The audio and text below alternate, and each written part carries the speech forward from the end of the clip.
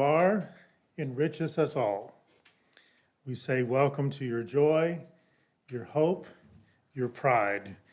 We say welcome to your grief, your fear, your anger, and the parts of you that are not yet ready to be seen and heard. Welcome to them as well.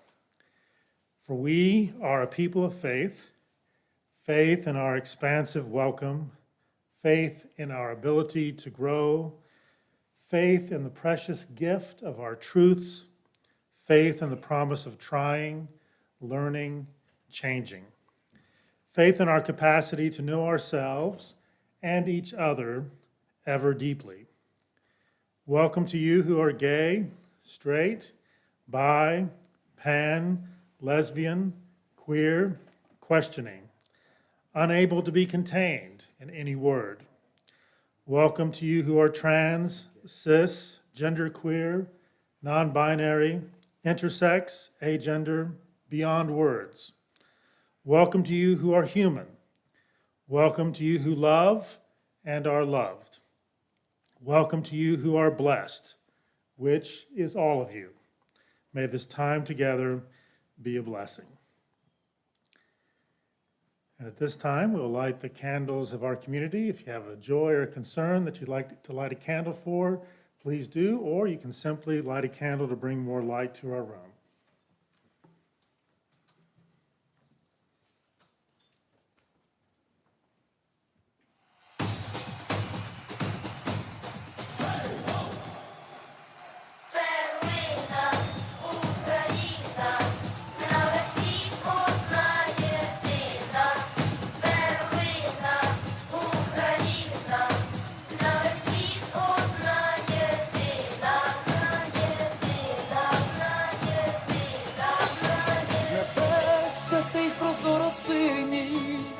Упала зоряна сльозина, і утворилася перлина, ім'я у неї Україна. Перлина, Україна, на весь світ одна єдина. Перлина, Україна, на весь світ одна єдина.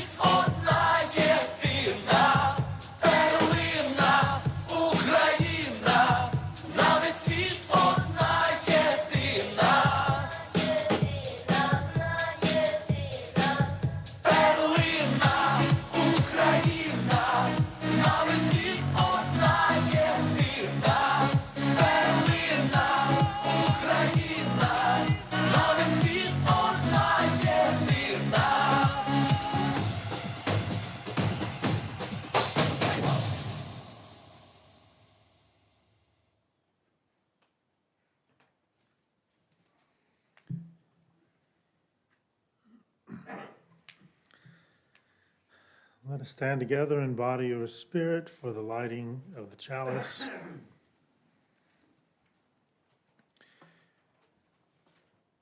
You who feel your heart is breaking, come in. You who are confused and wondering, come in. You who are angry, in pain, or not wanting to be here, come in. You who are hopeful and energized, come in. Come into this community of your heart where you have been held in love and comfort, where you have shared your joy and your spirit, where you have asked questions because you felt they needed asking, where you have found friendships and companions where you have sometimes not agreed and sometimes not felt comforted and sometimes not felt heard. Bring your broken heart and your grief. Share them. Bring your confusion and your questions. Share them. Bring your anger and your pain. Share them. Bring your hope and your energy. Share them. For here in this place, we can be together. We can gather in all the conflicting emotions tumbling around in our heads and in our hearts. We bring them together here and lay them at the altar of community. For community means that fragile, not perfect human beings can come together in the name of peace and seek to find peace again. Peace, hope, healing. May it be so.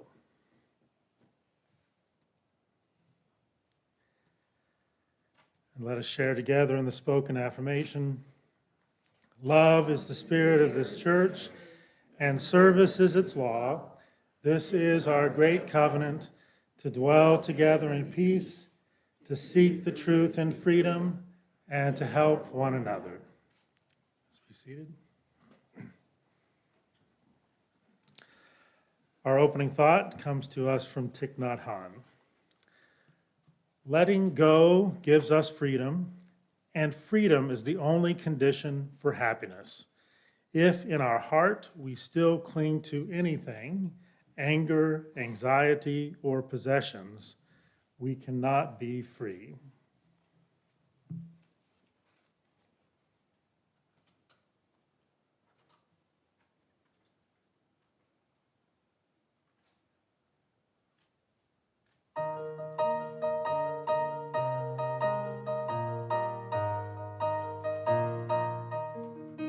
From the light of days remembered burns a beacon bright and clear, guiding hands and hearts and spirits into faith set free from fear. When the fire of commitment sets our mind and soul ablaze, when our hunger and our passion need to call us on our way, when we live with deep assurance of the flame that burns within, then our promise finds fulfillment and our future can begin.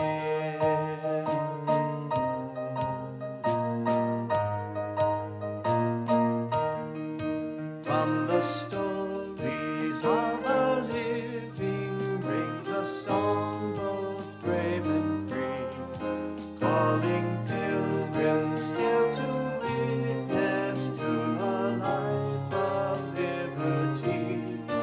When the fire of commitment sets our mind and soul ablaze, when our hunger and our passion need to call us on our way, when we live with deep assurance of the flame that burns within, then our promise finds fulfillment and our future can begin.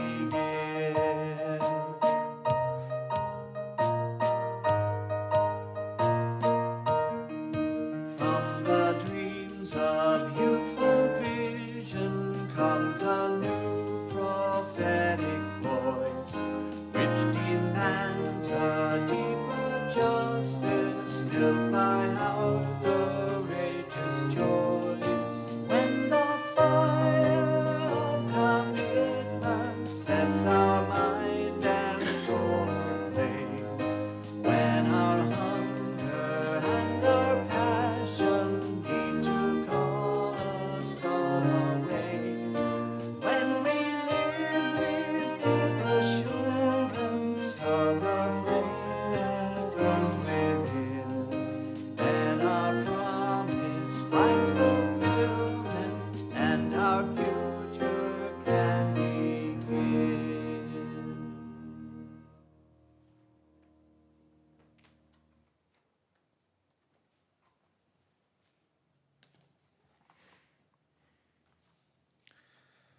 First reading comes from Fred Rogers. When I say it's you I like, I'm talking about that part of you that knows that life is far more than anything you can ever see or hear or touch. That deep part of you that allows you to stand for those things without which humankind cannot survive. Love that conquers hate, peace that rises triumphant over war, and justice that proves more powerful than greed.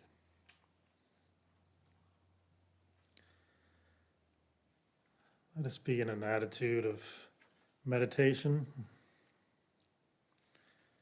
and hear these words from Maya Angelou.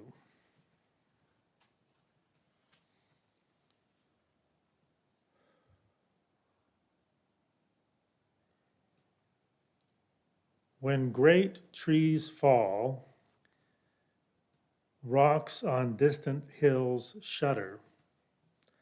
Lions hunker down in tall grasses, and even elephants lumber after safety. When great trees fall in forests, small things recoil into silence, their senses eroded beyond fear. When great souls die, the air around us becomes light, rare, sterile. We breathe briefly. Our eyes briefly see with a hurtful clarity. Our memory, suddenly sharpened, examines, gnaws on kind words unsaid, promised walks never taken. Great souls die, and our reality, bound to them, takes leave of us. Our souls, dependent upon their nurture, now shrink, wizened. Our minds, formed and informed by their radiance, fall away. We are not so much maddened as reduced to the unutterable ignorance of dark, cold caves. And when great souls die, after a period, peace blooms, slowly and always irregularly. Spaces fill with a kind of soothing electric vibration. Our senses, restored, never to be the same, whisper to us. They existed. They existed. We can be and be better, for they existed.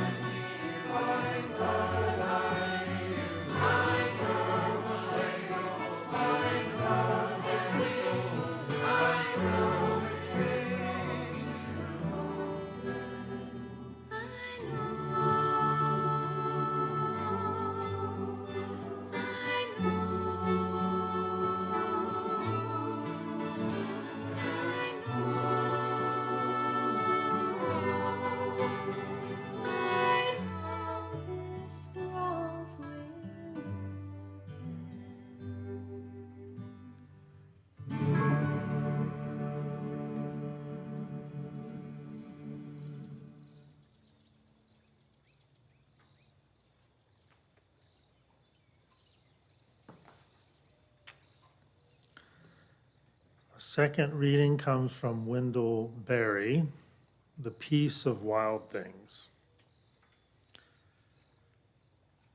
When despair for the world grows in me, and I wake in the night at the least sound, in fear of what my life and my children's lives may be, I go and lie down where the wood drake rests in his beauty on the water, and the great heron feeds. I come into the peace of wild things who do not tax their lives with forethought of grief. I come into the presence of still water, and I feel above me the day-blind stars waiting with their light. For a time I rest in the grace of the world and am free.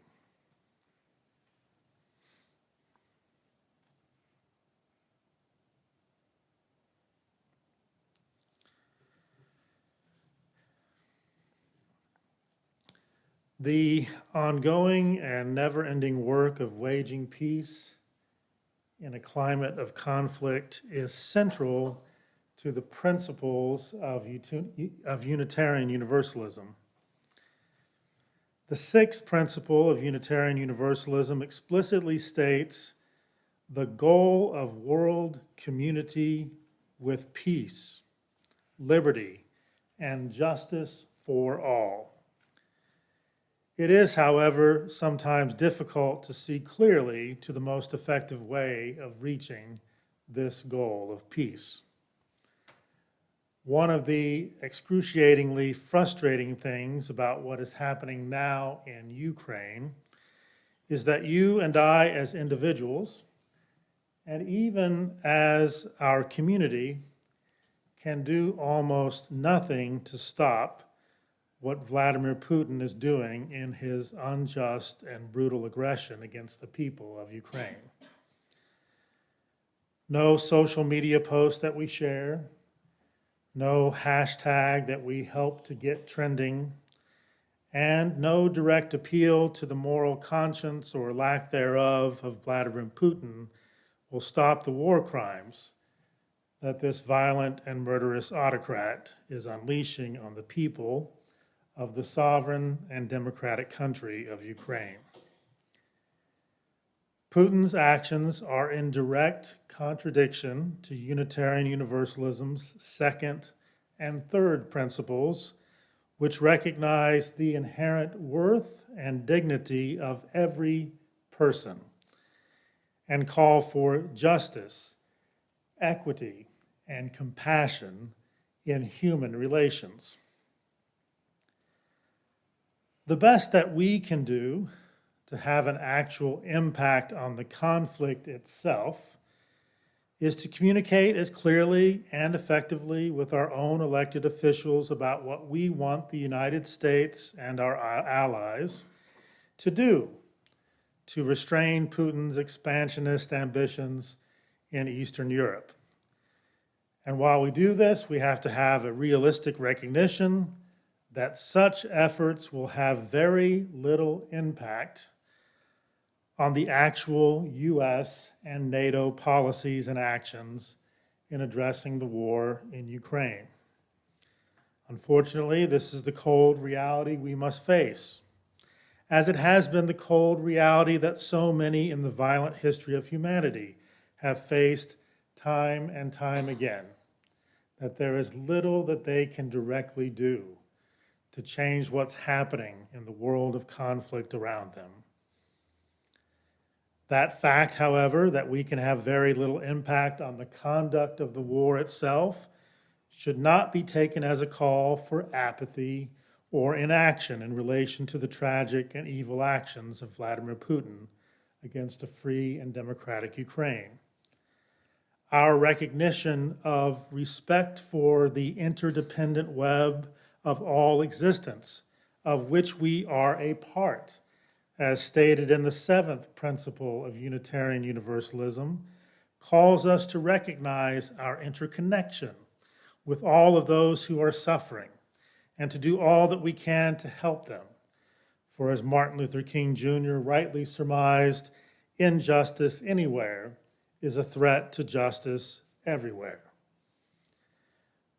One extremely important way we can wage peace in our current climate of global conflict is to resist autocracy in all of its forms.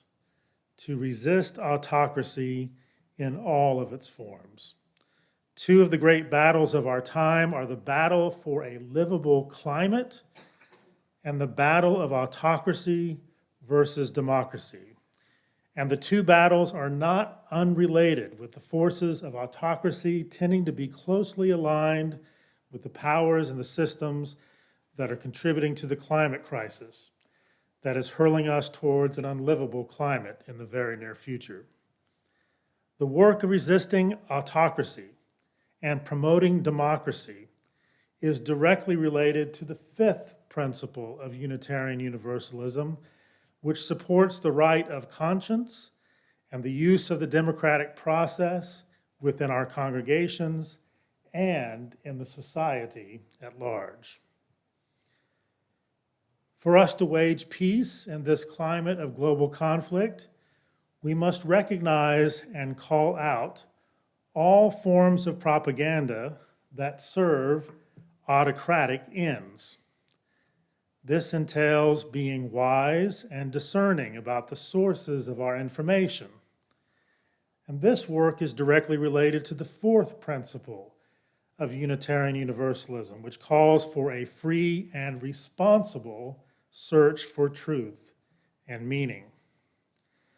This calls us to actively support and protect political participation in our own context, especially the right to vote and unfettered access to the polls and a rejection of efforts meant to suppress the vote of any person or group of persons in our society. It is not possible to have a just, free, and peaceful society without also having a participatory society. Every move towards autocracy in our own society supports the actions of autocrats like Putin around the world. Why do we think Putin has spent so much effort to sow the seeds of discord in our own country, weaken our democratic processes, and actively support forces of autocracy in our own context? We cannot let our focus on the big picture, however, make us lose sight of the actual persons who are experiencing suffering right now. Even though there is very little we can do to influence the conduct of the war, there is much that we can do collectively to provide direct aid to those who are suffering from Putin's evil and narcissistically driven aggression. All of us can participate in providing direct relief to those who are in need. In my case, as a United Methodist, this might involve giving to the United Methodist Committee on Relief, which we call UMCOR, where I know that 100% of my gift will go to direct aid for refugees from Ukraine. For Unitarian Universalists, this might entail giving to the Unitarian Universalist Service Committee, or the UUSC, which has many decades of experience working to support and advocate for refugees. The UUSC, as you may know, has an emergency response fund. And the UUSC's president, Mary Catherine Mourn, asked that people might donate to ensure that the UUSC is always ready to provide relief, including our developing work to protect the rights of Ukrainian refugees. As we work together to wage peace in this time of global conflict, may we not overlook the fact that one of the best ways we can promote peace in the world is also by promoting peace in ourselves. Peace in ourselves, peace in our families, peace with our friends, and as the third principle of Unitarian Universalism reminds us, right here in this community, as we work for the acceptance of one another and the encouragement to spiritual growth in our congregations, a spiritual growth that calls us to continue the ever-present work of waging peace in a world of violence. May we all be true to these principles as we work together for peace in our world. I wanted today to connect this theme of waging peace in a time of conflict to the 7 principles of Unitarian Universalism, because the UUs have a long and rich history of contributing to peace and justice in this world. And now is certainly a time, perhaps more than ever, for the UU presence to be seen mightily in this world, and for us to come together to be true to these principles, to make peace, to bring peace in a climate of conflict. Amen. And at this time, those who wish may bring their gifts to the table or donate on the homepage of the church app.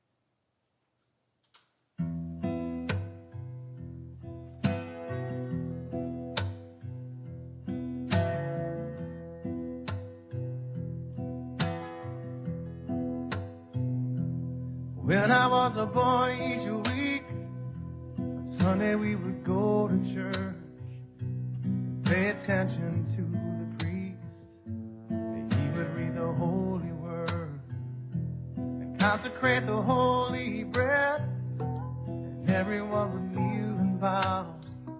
Today the only difference is, everything is holy now. Everything is holy now. And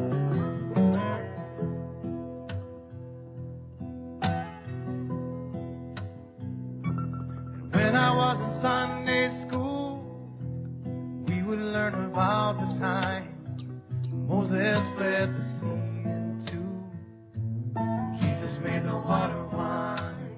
And I remember feeling sad.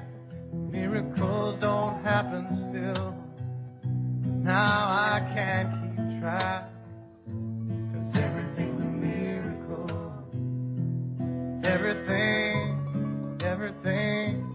Everything's a miracle.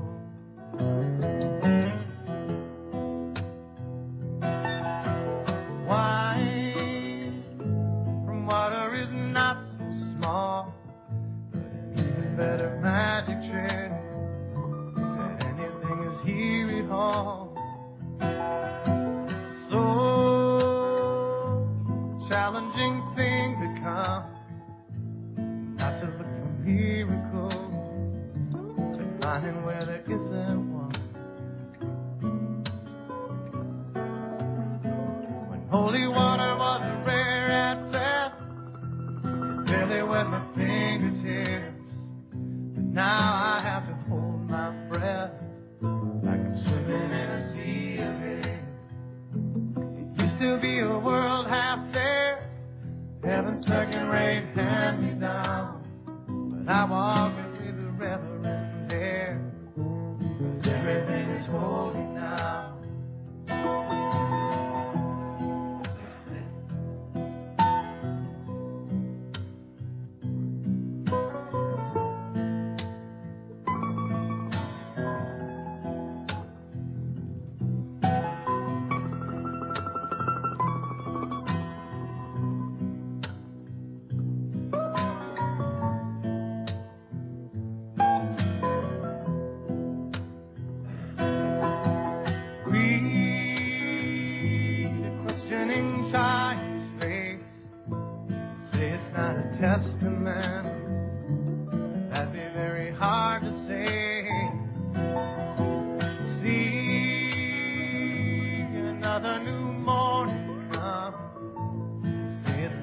sacrament. I tell you that it can't be done.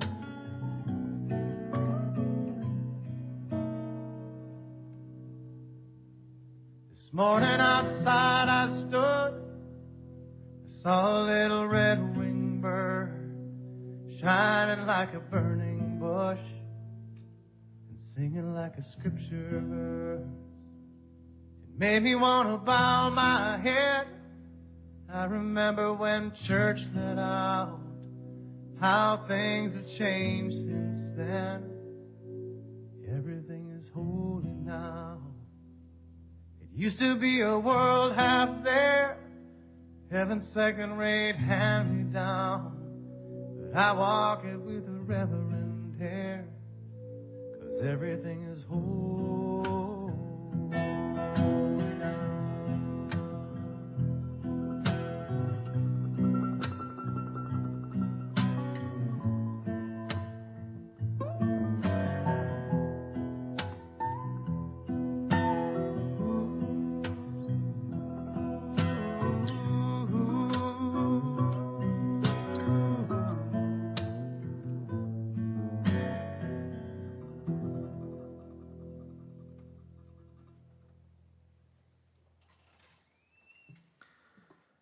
Let us stand together in body or spirit for our parting thought and the extinguishing of the chalice.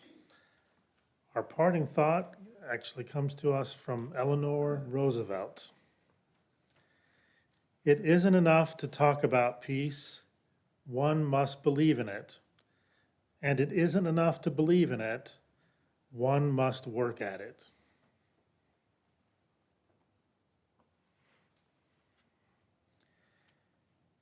We extinguish this flame, but not the light of truth, the warmth of community, or the fire of commitment. These we carry in our hearts until we are together again.